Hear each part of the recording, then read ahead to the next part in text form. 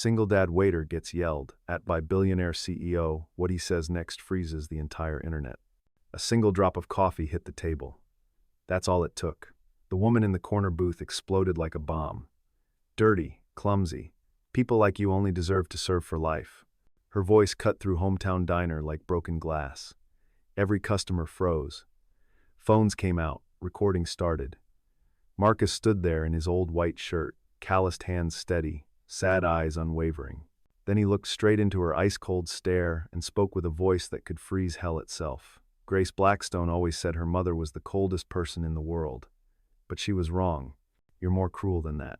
You killed your daughter twice. First, when you disowned her.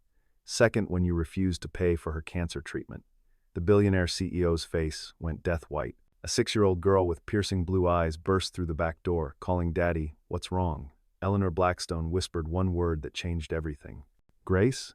3 days before that moment would shatter 2 lives and rebuild them again, Marcus Thompson had been sketching water distribution patterns on a coffee-stained napkin.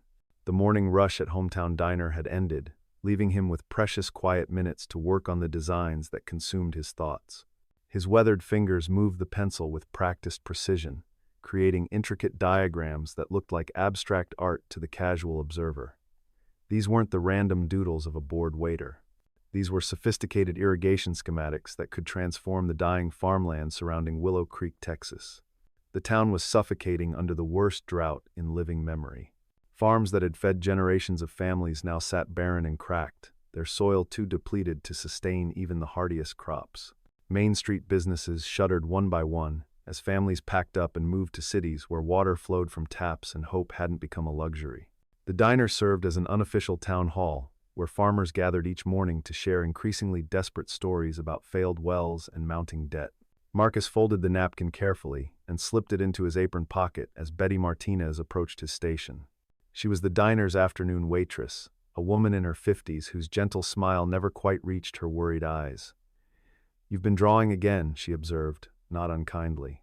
"Whatever those pictures are, they must be pretty important for you to work on them every spare minute." Marcus had been her colleague for 18 months, but he'd never shared the truth about his background or the significance of his sketches. "Just keeping my hands busy," Marcus replied, the same deflection he'd used dozens of times before.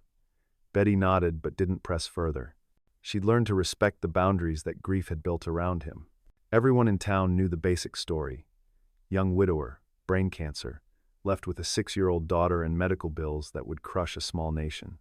What they didn't know was that Marcus held degrees from Stanford University, that he'd once been considered a rising star in agricultural engineering, that the solutions sketched on discarded napkins could revolutionize farming across the Southwest. The black BMW appeared in the parking lot like a dark omen against the faded pickup trucks and rust bucket sedans that typically occupied the spaces outside Hometown Diner. Marcus watched through the window as a woman emerged from the driver's seat, her movements sharp and economical. Everything about her screamed money and authority. The tailored blazer that probably cost more than Marcus made in 3 months, the leather briefcase that gleamed with newness, the way she surveyed the modest building, as if calculating its worth down to the penny. Eleanor Blackstone had driven 8 hours from Dallas, following a lead that had taken her private investigator 6 months to develop. The report mentioned a Grace Hayes who had lived in Willow Creek, had taught at the local elementary school, had died of cancer approximately 18 months earlier. The investigator had been careful to note that Hayes was a common surname, that this might be another false lead in a 7-year search. But Eleanor's instincts, honed by decades in corporate warfare, told her this was different. She pushed through the diner's front door with the confidence of someone accustomed to commanding attention. The conversations around her didn't exactly stop, but they muted noticeably as curious eyes assessed this obvious outsider. Eleanor chose the corner booth, the one that provided the best vantage point for observing the staff and customers. She needed to understand what could have possibly attracted her sophisticated, well-educated daughter to this nowhere place. Marcus approached her table with a practiced smile and a clean coffee cup. Up close, Eleanor's wealth was even more apparent, the subtle designer jewelry, the perfect makeup that had probably taken an hour to apply, the manicure that spoke of weekly salon appointments, and a life free from manual labor. "Good morning," Marcus said politely. "Coffee to start?" His voice carried the slight hoarseness that had never quite left after months of crying himself to sleep during Grace's illness. "Black coffee," Eleanor replied curtly, already pulling out her phone to check messages. And I'll need the strongest Wi-Fi password you have. I assume this place actually has internet? The dismissive tone was automatic, the verbal equivalent of swatting away an annoying insect. Marcus had encountered this attitude before, usually from tourists passing through who couldn't fathom how anyone could choose to live in such a backward place. The password is community, all lowercase, Marcus said, filling her cup with steady hands. And yes, we have decent internet. The whole town got together and upgraded the infrastructure about 3 years ago. Sometimes working together accomplishes more than going it alone. The gentle rebuke was so subtle that Eleanor almost missed it, but something in his tone made her look up from her phone screen. Their eyes met for just a moment, and Eleanor felt an odd flicker of something. Recognition wasn't quite the right word, since she'd never seen this man before in her life. But there was an intelligence in his gaze that surprised her, a depth that didn't match her assumptions about small-town waiters. Marcus looked away first, refilling water glasses at nearby tables with the unhurried efficiency of someone who took pride in doing simple tasks well. Eleanor spent the next hour observing the dynamic between Marcus and the other customers. She watched him refill old Pete's coffee cup 3 times without being asked, listened as he inquired about the elderly farmer's grandson who was stationed overseas. She saw him slip an extra biscuit onto Sarah Martinez's plate when he thought no one was looking, knowing the young mother was stretching her dollars to cover both breakfast and her daughter's lunch money for school. These weren't the interactions of a desperate man groveling for tips. This was someone who genuinely cared about the people around him, who had become woven into the fabric of this small community in ways that Eleanor found both puzzling and slightly irritating. She'd spent 7 years convincing herself that Grace's choice had been motivated by naive romanticism, that her daughter would eventually recognize the harsh realities of life without family money and connections. But watching Marcus move through his workday with quiet competence and genuine warmth, Eleanor began to wonder if her assumptions had been wrong. This wasn't the gold-digging loser she'd imagined. This was someone who commanded respect through kindness rather than intimidation, who had found ways to contribute to his community that had nothing to do with bank account balances or social status.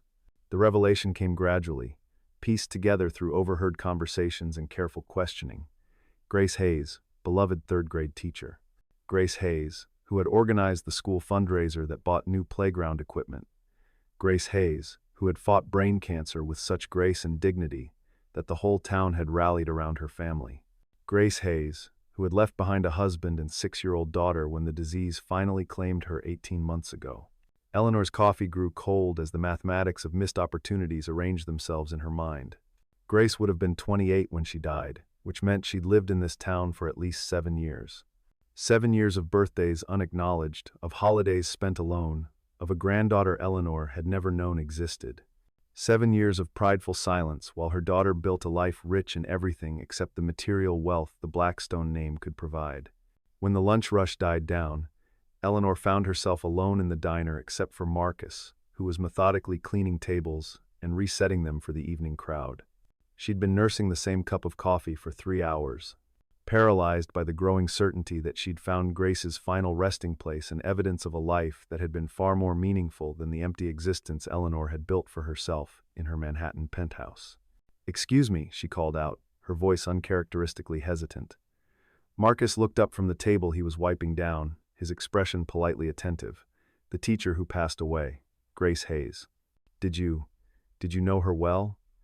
The question felt like swallowing glass, each word sharp and painful in her throat. Marcus's face went very still. "She was my wife," he said simply. "Grace was. She was everything good about this place. Everything good about anywhere, really." He resumed cleaning the table, but his movements had become mechanical, automatic. "Can I ask why you're interested?" Grace didn't have many connections outside of Willow Creek. Eleanor felt the world tilt sideways. She'd found her daughter, but she was 18 months too late. "I think," she began, then stopped, unable to figure out how to explain 7 years of stubborn pride and devastating choices. "I think I may have known her family. Before she came here, before she became Grace Hayes." The words came out stilted and formal, corporate speak, inadequate for the magnitude of what she was trying to communicate. "Grace's family cut her off when she married me," Marcus said, and now there was steel in his voice. "Her mother made it clear that choosing love over money meant choosing to be dead to the people who were supposed to love her unconditionally. So no, I don't think you knew her family. Because Grace's family abandoned her when she needed them most. He moved to the next table, his cleaning more vigorous now, channeling grief and old anger into physical activity. Eleanor felt each word like a physical blow. She watched Marcus work and tried to reconcile the man in front of her with the worthless fortune hunter she'd imagined in her mind. His shirt was worn but clean, his movements economical and practiced, his obvious pain still raw even 18 months after loss. This wasn't someone who had seduced her daughter for financial gain. This was someone who had loved Grace enough to build a life with her in this modest place, far from the complications and expectations of the Blackstone legacy.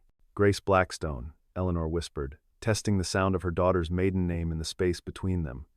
Marcus's hands stilled on the table's surface. That was her name before she married you. Grace Blackstone. She watched recognition dawn in his eyes, followed quickly by suspicion and something that might have been anger. You're Eleanor Blackstone. It wasn't a question. Marcus straightened slowly, the cleaning rag forgotten in his hands. You're the mother who told Grace she was dead to you if she married me. The one who hung up when she called to tell you about Lily's birth. The one who... He trailed off, clearly struggling with words adequate to express 7 years of accumulated fury. Eleanor forced herself to meet his gaze, though every instinct screamed at her to look away, to retreat, to protect herself from the justified anger she saw building in his expression. Yes, she said simply. I'm Eleanor Blackstone, and I've spent 7 years convincing myself I made the right choice. She paused, her voice barely above a whisper. I was wrong about everything. The confrontation that followed was unlike anything either of them had expected. Marcus demanded to know why she'd come, what she wanted, whether she intended to disrupt the life he'd built with Lily in the wake of Grace's death. Eleanor found herself trying to explain decisions that seemed inexplicable even to her.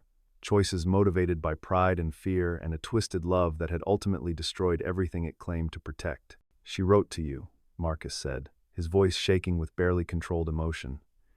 Every Christmas for 5 years, Grace wrote you letters. She'd spend weeks crafting them, trying to find the right words to bridge the gap you'd created. She never sent them, said she didn't want to give you another opportunity to reject her. But she wrote them anyway, because she never stopped hoping you'd find a way to forgive her for choosing happiness over your approval. Eleanor's carefully maintained composure finally cracked completely. I have those letters, she whispered. The private investigator found them in Grace's belongings after the funeral. I've read them so many times the paper is falling apart. She forgave me in every single one. Even after I'd proven I didn't deserve forgiveness, she kept offering it anyway. Tears she'd held back for 18 months finally broke free, streaming down her face and destroying her perfect makeup. Grace always said you were just scared, Marcus continued, his anger beginning to transform into something more complex. She said underneath all the control and coldness, you were just a mother who was terrified of losing the thing you loved most. She defended you right up until the end, even when the cancer treatments bankrupted us, and you had the power to help but chose not to. He sat down heavily in the booth across from Eleanor, suddenly looking older than his 35 years. The sound of the back door slamming interrupted their conversation.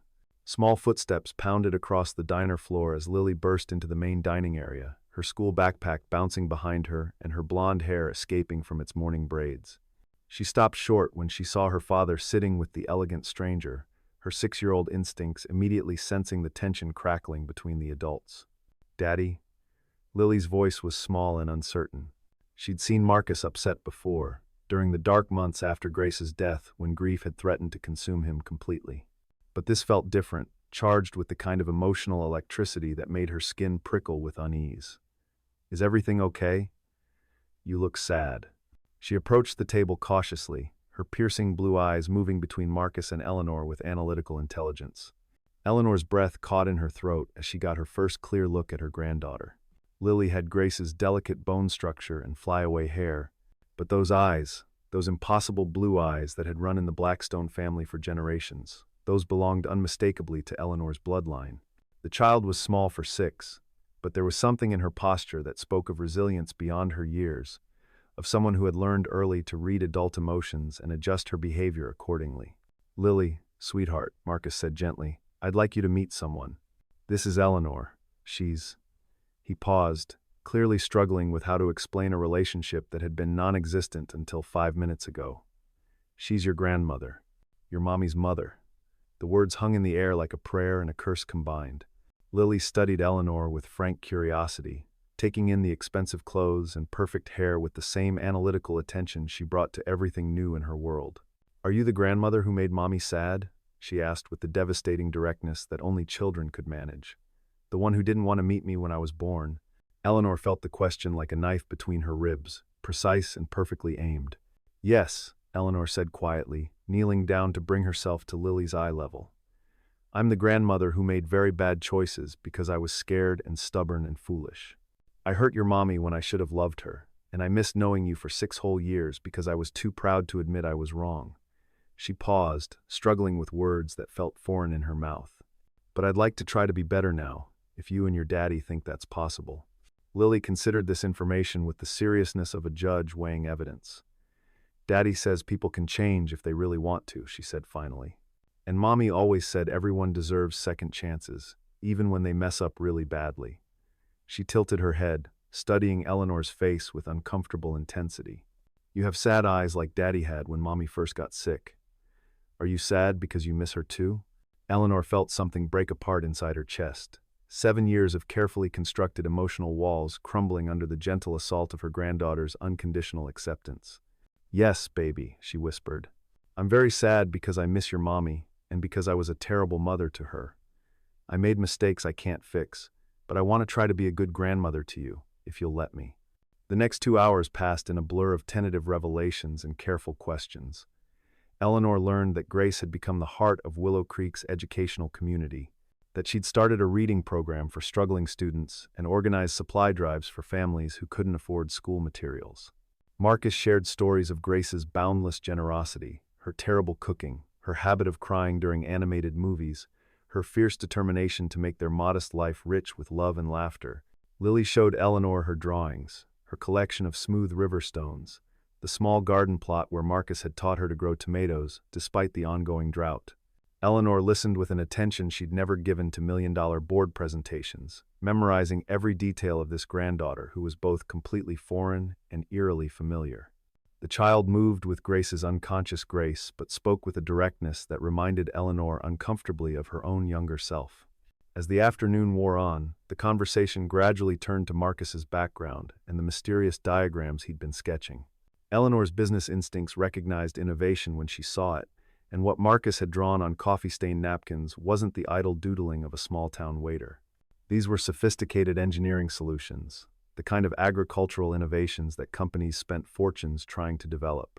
"You're an engineer," Eleanor stated rather than asked, studying the complex irrigation diagrams spread across the diner table. Marcus tensed, protective instincts flaring after 18 months of keeping his background secret. In a community where most people hadn't finished high school, his Stanford degree felt like a barrier rather than a bridge. "These aren't hobby sketches. This is professional-level agricultural design." "I used to be an engineer," Marcus admitted reluctantly. "Before Grace got sick, I specialized in water management systems for arid regions.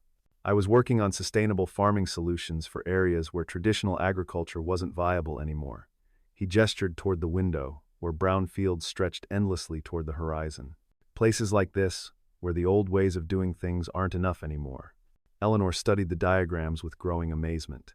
Her years building Blackstone Pharmaceuticals had taught her to recognize genuine innovation, and what Marcus had created represented solutions to problems affecting millions of people worldwide. "This could revolutionize agriculture in drought-affected regions," she said softly. "Marcus, do you understand the potential impact of what you've developed? This isn't just about saving Willow Creek. This could transform farming across the entire Southwest." For the first time since Grace's death, Marcus felt a flicker of the passion that had once driven him to work 20-hour days in university research labs. "It doesn't matter," he said, though his voice lacked conviction. "I don't have the resources to develop anything beyond theoretical sketches. No funding, no equipment, no connections to agricultural companies or government agencies. And honestly, I'm not sure I want that life anymore. Lily needs stability, not a father chasing impossible dreams." But Eleanor was already thinking 3 steps ahead, seeing possibilities that Marcus had trained himself to stop imagining.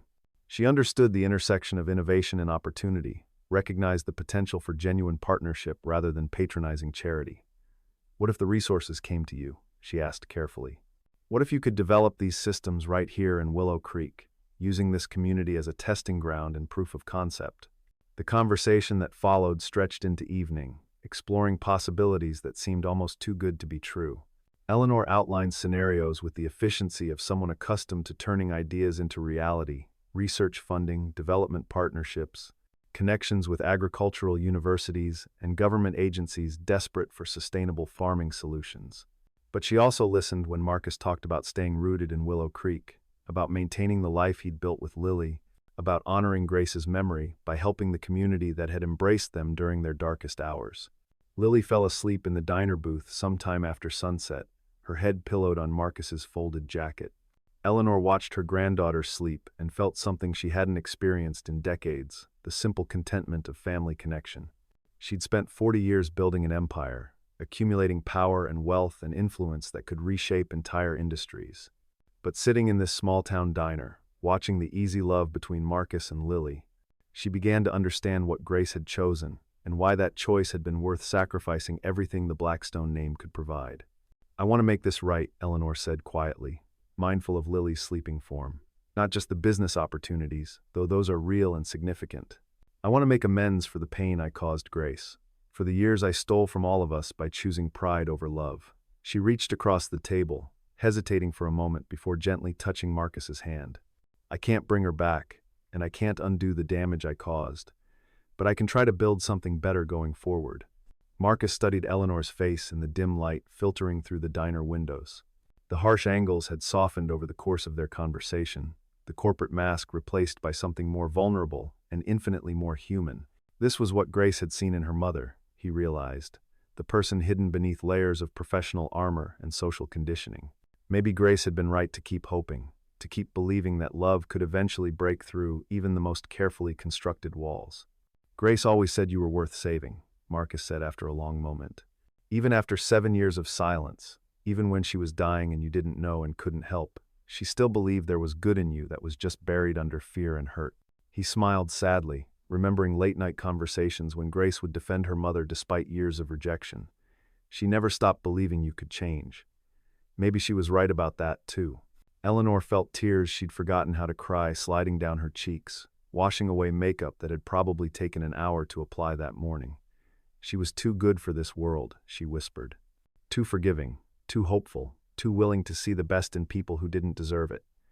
She looked at Lily's peaceful face and saw Grace's infinite capacity for love reflected in miniature. But maybe that's exactly what this world needs more of.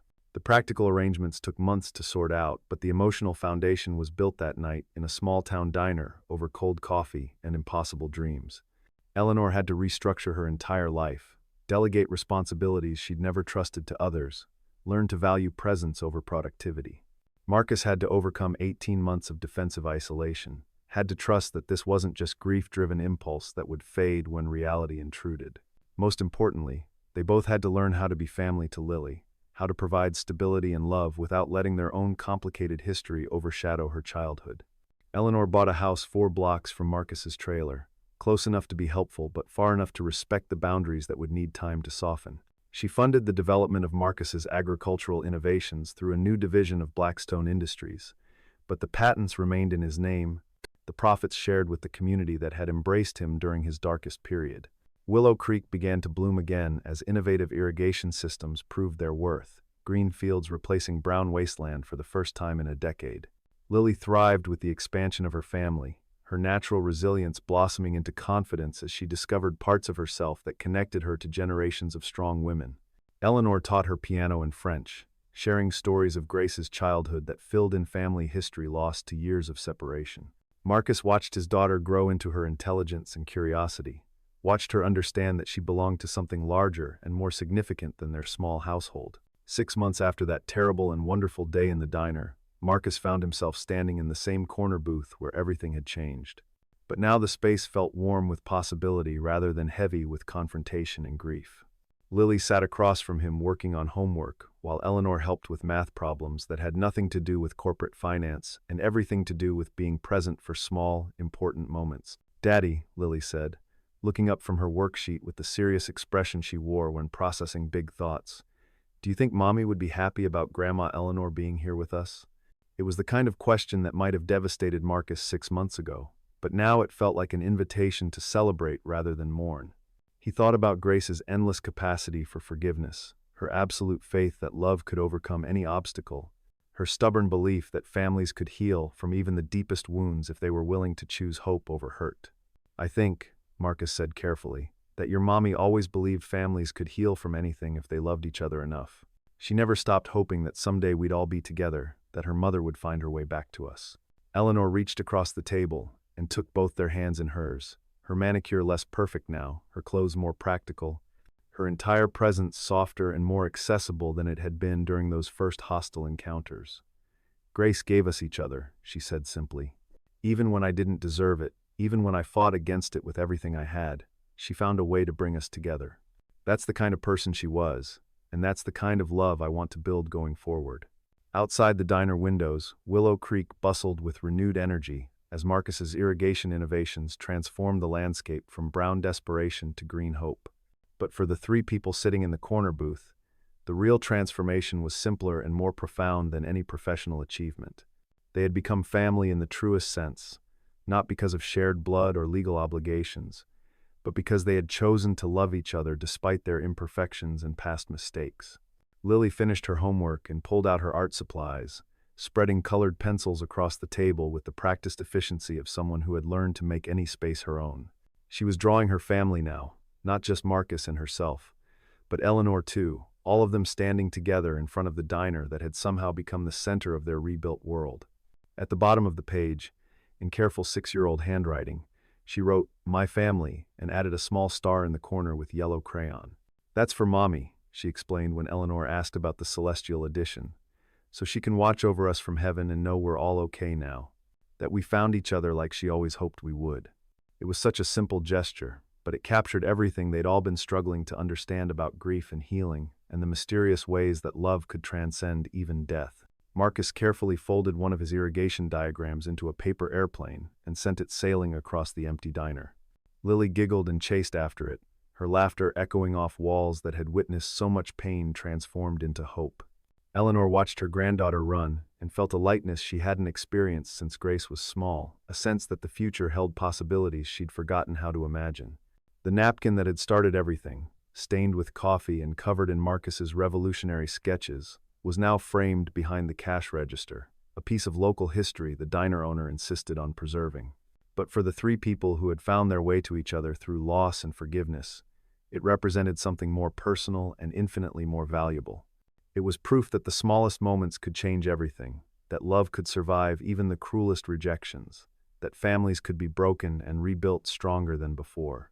As the sun set over Willow Creek, painting the sky in shades of gold and pink that matched the hope growing in three healing hearts, Marcus understood that Grace's greatest gift hadn't been her love for him or even their beautiful daughter. Her greatest gift had been her absolute faith that broken things could be made whole again, that lost people could find their way home, and that the love of family could overcome absolutely anything, even death, even pride, even the terrible weight of years spent choosing fear over forgiveness. The future stretched ahead of them, uncertain but no longer empty, filled with the promise of shared birthdays and bedtime stories, of homework, help, and holiday traditions, of a love that had been tested by loss and emerged stronger than ever. And somewhere in the space between earth and heaven, Marcus liked to think Grace was smiling, finally at peace knowing that the people she loved most had found their way back to each other.